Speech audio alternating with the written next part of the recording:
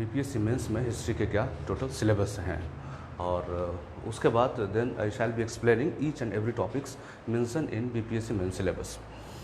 तो सबसे पहले हमें देखना है कि मेंस में, बीपीएससी के मेंस में जो हिस्ट्री का सेगमेंट है वो 3 पार्ट में डिवाइडेड है। एक है कला, दूसरा है आधुनिक भारत और तीसरा है व्यक्तित्व पर्सनालिटी।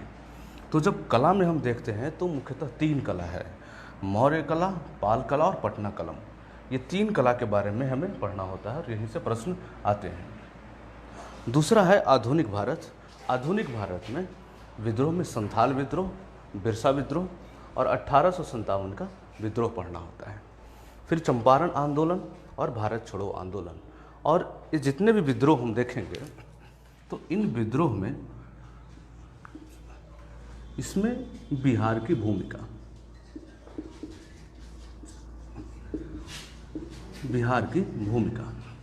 इन विद्रोहों में बिहार की भूमिका को हमें फोकस करना होता है।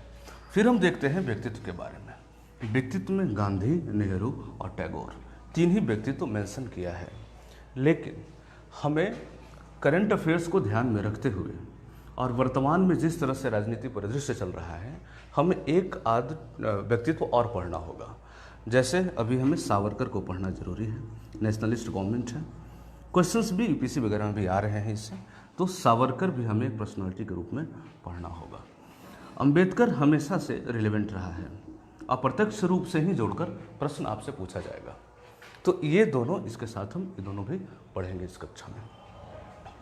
अब हम एक एक करके देख लेते हैं इसके बारे में। हम कला के बारे में देखते हैं, मौर्य काल, पाल काल और पटना कलम। ये तीनों बिहार फोकस्ड है।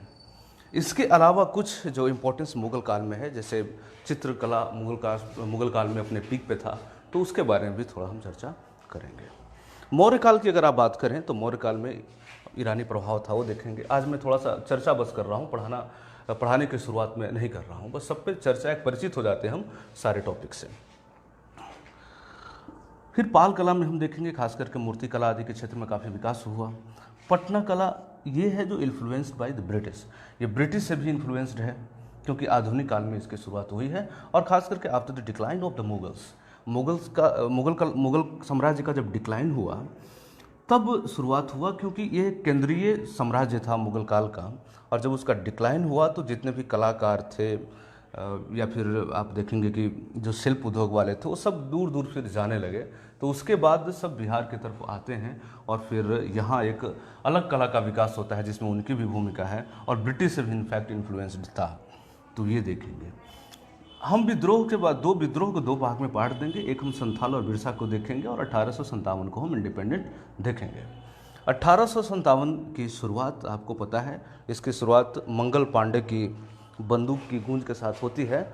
और जब बिहार में हम इसके बारे में पढ़ेंगे तो बिहार में वीर कुंवर सिंह 80 साल का बुजुर्ग भी आप इस आंदोलन में कूदकर अपनी एक विशेष भूमिका निभाता है। तो इससे 1857 की क्रांति बिहार, अगर किसी भी एग्जाम, बीपीएससी के अलावा किसी भी एग्जाम में अगर आप देखेंगे तो 1857 की क्रांति में बिहार की भूमिका आपको पढ़ाना ही होगा। तो ये एक बात है। चंपारण की अगर हम बात करें तो 1857 और चंपारण दोनों अपने आप में एक अनोखा है। भारतीय इतिहास में इस दोनों की भूमिका निर्णायक होती है, क्योंकि 1857 जहां अंग्रेजों के विरुद्ध पहला संगठनात्मक विरोध था, वहीं जो चंपारण है गांधी को राष्ट्रीय पटल पर लाता है। तो चंपारण आंदोलन एक खोज है। जिस तरह से चाणक्य चंद्रगुप्त मौर्य की खोज करता है, वैसे राजकुमार शुक्ल बिहार का किसान का एक नेता गांधी की खोज करता है। दोनों के बीच कंपेयर करना सही नहीं है, लेकिन हम समझाने के लिए ऐसा समझ सकते हैं। गांधी को एक बड़ा प्लेटफॉर्म मिला, गांधी को एक मौका मिला। राजकुमार शुक्ल तलाश में थे एक ऐसे नेता के जो बिहार की समस्या को समझ सके। उन्होंने गांधी को इसके लिए समझाया, उनके पास गए, आग्रह किए, और गांधी जब आते हैं तो चंपारण के माध्यम से गांधी एक नेशनल लीडर बन जाता है। और यहाँ से देश में एक आंदोलन को नई दिशा मिलती है। तो चंपारण आंदोलन इस महत्व से काफ़ी महत्वपूर्ण हो जाता है इस दृष्टिकोण से। चंपारण के बारे में हम जब देखेंगे 1917 की एक घटना है, उसके बाद एक लगातार सीरीज में 1800 उसके बाद चंपारण आंदोलन होने के बाद एक सीरीज में लगातार होते चला जाता है विद्रोह, लगातार एक एक करके आंदोलन होते चला जाता है।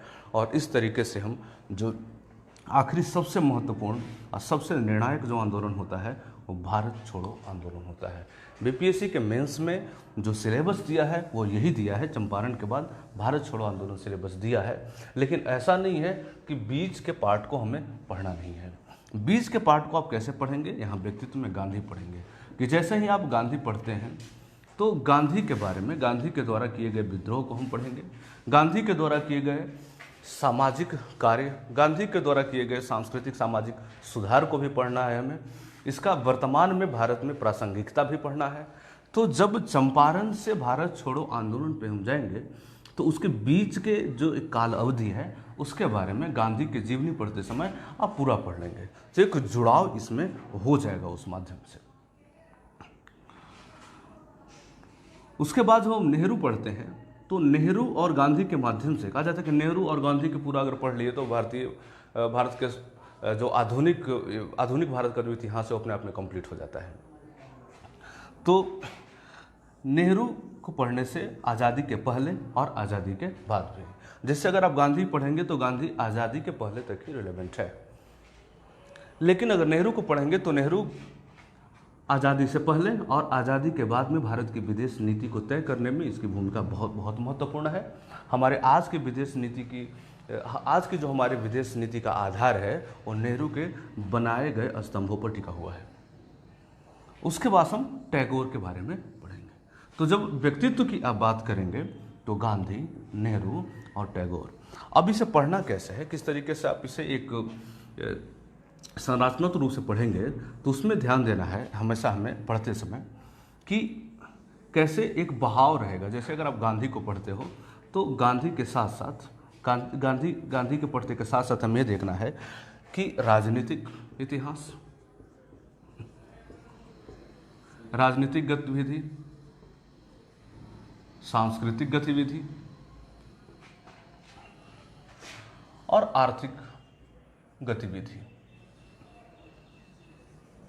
ये तीनों हमें देखना है। और इस तीनों में गांधी की विशेष भूमिका है। जैसे नेतृत्व के माध्यम से गांधी भारतीय राजनीति को नई दिशा देता है, बिखरे हुए राजनीतिक आंदोलन को, बिखरे हुए अंग्रेजों के विरुद्ध आंदोलन को गांधी एक नेतृत्व देकर, एक संगठन देकर उसे आगे बढ़ाता है। तब जाकर बिखरा हुआ आंदोलन और अंग्रेजों के प्रति रोष इकट्ठा होकर के एक महत्वपूर्ण शक्ति बनके उभरता है। दूसरी तरफ हम देखेंगे कि गांधी आंदोलन के दरमियान ही सिर्फ राजनीतिक आंदोलन न करके वो सांस्कृतिक सुधार पर भी बल देता है। सांस्कृतिक सुधार कहने का मतलब यह है कि शिक्षा में किन किन चीज़ों पर हमें ध्यान देना है उसकी बात कहता है। वो कहता है कि जो बेसिक शिक्षा होनी चाहिए वो भारतीय भाषाओं में होनी चाहिए, जबकि उच्च शिक्षा के लिए हम अंग्रेजी का सहारा ले सकते हैं। दूसरे तरफ आर्थिक गतिविधि में अगर हम गांधी का मत जानना चाहते हैं तो आर्थिक गतिविधि में हमेशा वो हस्तशिल्प को प्रमोट करने की बात करते हैं। तो जिस तरह से आज हम आत्मनिर्भर भारत का जो स्लोगन आज हम देख रहे हैं उसे वो सब गांधी से इन्फ्लुएंस्ड है। तो गांधी हमेशा से लघु कुटीर उद्योग को मजबूत करने की बात कहते हैं और उनका कहना है कि real India lives in village. मतलब अगर आप गांव को मजबूत करोगे तो फिर पूरा भारत सशक्त होगा, ये उनका कहना है। दूसरी तरफ अगर हम देखते हैं कि किस तरह से सामाजिक सुधार उन्होंने अपने राजनीतिक आंदोलन के साथ ही किया है। जैसे भारत में जातिवाद एक बड़ी समस्या रही है आरंभ से ही, तो जातिवाद समस्या को सुलझाने में गांधी का विचार बाकी अन्य विचारकों की तुलना में सबसे सहज और सबसे प्रभावकारी माना जाता है। इसी मुद्दे पर अगर हम इनकी तुलना अंबेडकर से करें तो अंबेडकर जहां एक जाति विशेष को बल देना चाहता है और विरोध करता है, वहीं दूसरी तरफ गांधी का कहना होता है कि विरोध नहीं बल्कि सहयोग से काम ले, आपसी सहयोग पर बल देता है। जैसे गांधी कहते थे कि उच्च वर्गों के हृदय में दलितों के प्रति करुणा का भाव जगाना चाहिए, और उसके लिए उन्होंने आंदोलन भी किया और उस आंदोलन में उन्हें सफलता भी मिली और मदन मोहन मालवीय जैसे हिंदू पक्ष के बड़े नेता उनका खूब सहयोग किए। वे